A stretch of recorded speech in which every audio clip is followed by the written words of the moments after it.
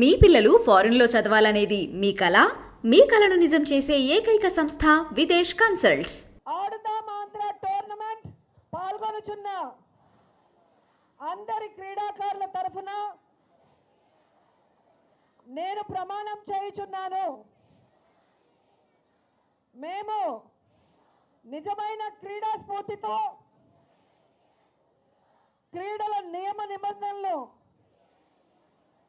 గౌరవిస్తూ మరియు వాటికి కట్టుబడి ఉంటూ రాష్ట్ర స్థాయి ఆడుదాం ఆంధ్ర టోర్నమెంటులో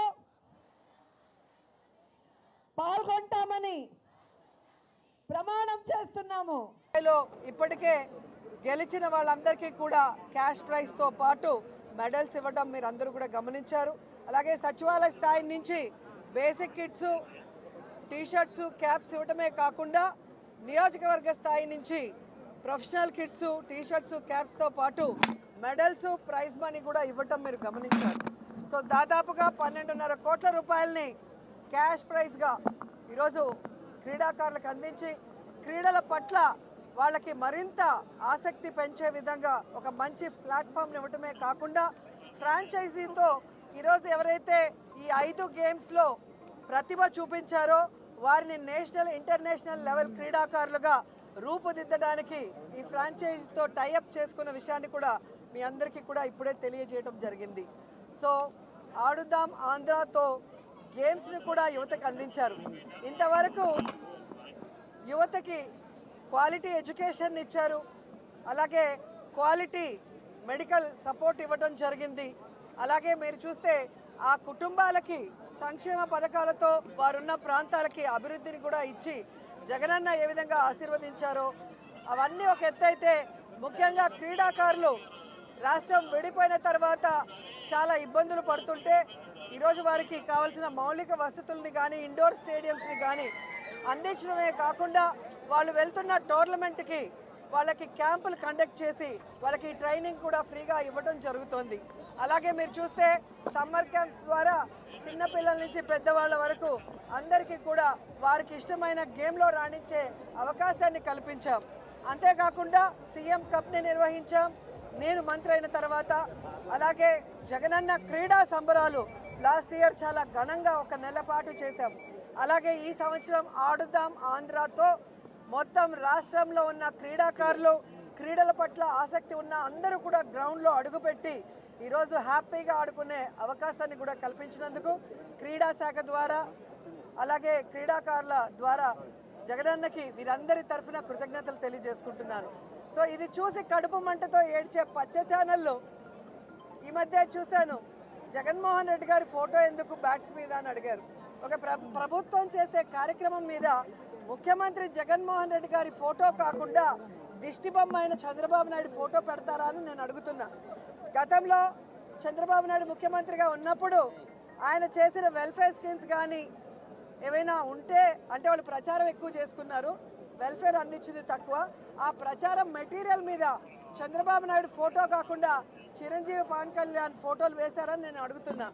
ఈరోజు తెలుగుదేశం పార్టీ వాళ్ళ కడుపు మంట తారాస్థాయికి చేరింది.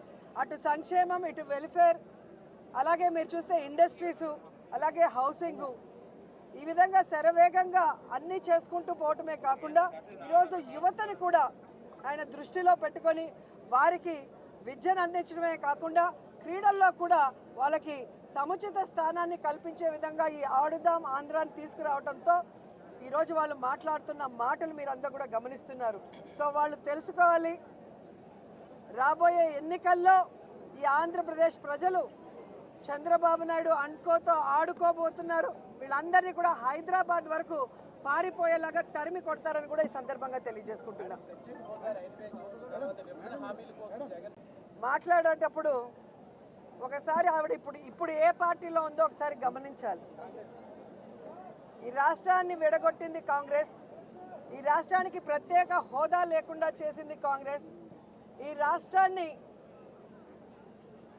రాష్ట్రాన్ని ముక్కలు చెక్కలు వైఎస్ఆర్ గారు చనిపోయిన తర్వాత చేయటమే కాకుండా ప్రజలకు అండగా ఉన్న జగనన్న మీద తప్పుడు కేసులు పెట్టి జైల్లో పెట్టడమే కాకుండా వైఎస్ఆర్ గారి పేరును కూడా ఎఫ్ఐఆర్లో చేర్చింది కాంగ్రెస్ పార్టీయే. సో నిజంగా జగన్మోహన్ రెడ్డి గారు ఈ రాష్ట్రం గురించి ఆలోచిస్తున్నారా లేదా అనేది ఈ రాష్ట్ర ప్రజలకు తెలుసు. ఆయన ఎప్పుడు కేంద్రం వెళ్ళి మోడీ గారిని కానీ కేంద్ర మంత్రుల్ని కలిస్తే రాష్ట్ర ప్రయోజనాల కోసమే మాట్లాడుతున్నారు. అధికారంలో ఉన్నప్పుడు రోడ్ల మీద కూర్చొని పోరాడరు. మంత్రులతో మాట్లాడి రావాల్సిన నిధుల్ని రాబట్టి ఏ విధంగా అన్ని కార్యక్రమాలని పూర్తి చేస్తున్నారో మీరే గమనిస్తున్నారు. ఈరోజు నేను షర్మిల గారికి ఒక సలహా ఇస్తున్నాను. అమ్మ షర్మిల గారు, రేవంత్ గారు కాంగ్రెస్లోనే ఉన్నారు కదా, మనకి రావాల్సిన 6,000 కోట్ల రూపాయలని 6,000 కోట్ల రావాల్సిన వాటిని తీసుకురండి రేవంత్తో మాట్లాడి. అలాగే 1,80,000 కోట్ల ఉమ్మడి ఆస్తులు ఏవైతే ఉన్నాయో వాటన్నిటిని కూడా సోనియా గాంధీతో రేవంత్తో మాట్లాడి తీసుకురావాలి. ఊరికే ఆంధ్రప్రదేశ్లో వచ్చి విషం చెందితే ప్రజలు ఎవరు కూడా నమ్మే పరిస్థితి లేదు అని కూడా ఈ సందర్భంగా తెలియజేసుకుంటున్నా. కేవలం జగన్మోహన్ రెడ్డి గారి మీద విషం చిమ్మటానికే చంద్రబాబు నాయుడు, సోనియా గాంధీ ఈరోజు షర్మిల గారిని ఆంధ్రప్రదేశ్లో కాంగ్రెస్ పార్టీలో పెట్టి ఈ విధంగా టూర్లు పెట్టిస్తున్నారు అనేది చిన్న పిల్లోడిని అడిగినా కూడా చెబుతారు. ఎందుకంటే నేను తెలంగాణలో పుట్టాను, తెలంగాణలోనే పెరిగాను, తెలంగాణలోనే పెళ్లి చేసుకున్నాను. తెలంగాణ ప్రజలు నా ప్రజలు. నా జీవితాంతం ప్రాణం ఉన్నంత వరకు తెలంగాణ ప్రజల కోసమే పోరాడతానని ఒక పార్టీ పెట్టి ఈరోజు ఏ లబ్ధి కోసం ఆ పార్టీని కాంగ్రెస్లో విలీనం చేసిందో తెలంగాణ ప్రజలకి చెప్పాలి. ఏ లబ్ధి కోసం తెలంగాణ ప్రజల్ని గాలి కొదిలేసి ఇక్కడ జగనన్న మీద విషం చెబుతుందో కూడా చెప్పాల్సిన అవసరం ఉంది.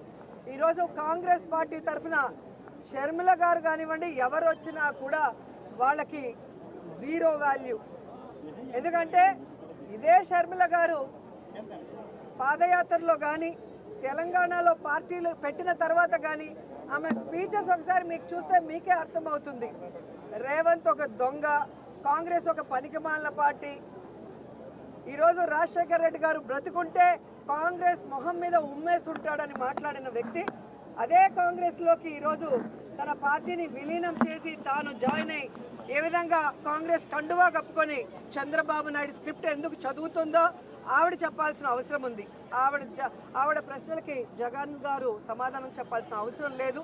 ఈ రాష్ట్రం కోసం, రాష్ట్ర ప్రజల కోసం, ఈ రాష్ట్రం విడిపోయి నష్టాల్లో, కష్టాల్లో, అప్పుల్లో చంద్రబాబు నాయుడు కాంగ్రెస్ ముంచేసినా ఈరోజు కుంటి సాకులు చెప్పకుండా సమర్థవంతంగా పరిపాలిస్తూ తానిచ్చిన ప్రతి వాగ్దానాన్ని నెరవేరుస్తూ సంక్షేమం, అభివృద్ధి 2 కళ్ళగా పరిపాలిస్తున్న జగనన్నకి ఈ రాష్ట్ర ప్రజలు ఎప్పుడూ అండగా ఉంటారు.